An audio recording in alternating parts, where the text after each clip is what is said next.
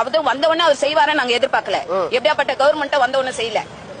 கணக்கு வழக்கு பாக்கணும், கவர்மெண்ட்ல எவ்வளவு கடன் இருக்குதுன்னு பாக்கணும். வந்த உடனே அந்த பையன் நிலைமையில நாங்க சுமத்த தயாரா இல்ல.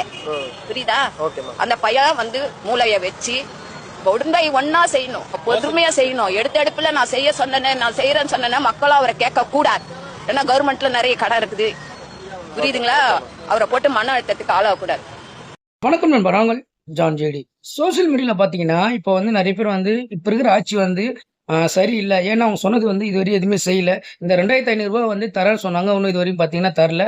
பழைய கவர்மெண்ட் சொன்ன அந்த 1000 ரூபா கொடுக்குறாங்க அப்படின்னு சொல்லி அந்த வீடியோவில் போயிட்டு இருக்கு.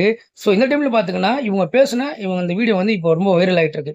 காரணம் பார்த்தீங்கன்னா இவங்க வந்து என்ன சொல்லியிருக்காங்கன்னா, இப்போ இருக்கிற வந்து ஆட்சியில் உட்காந்துருக்கிறவர் வந்து மொத்த ப்ரெஷரையும் அவர் தலைமையில் வந்து எடுத்து போட நாங்கள் விரும்பலை. இப்போதான் வந்திருக்காரு, இதுக்கப்புறம் அடுத்தது பண்ணுவார். அவர் கொஞ்சம் மூளை எழுச்சி பொறுமையாக என்ன பண்ணணுமோ அதில் வந்து அடுத்தடுத்து அவர் பண்ணணும்.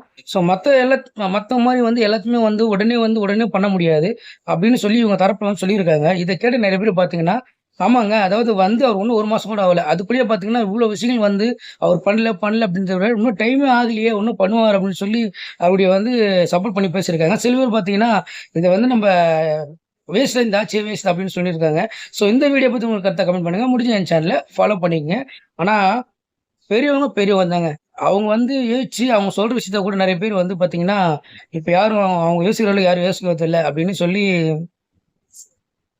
பேசுகிறவங்களுக்கு வந்து பதிலடி கொடுத்துருக்காங்க. ஸோ இந்த வீடியோவுக்கு உங்களோட பதிலடி என்னன்றது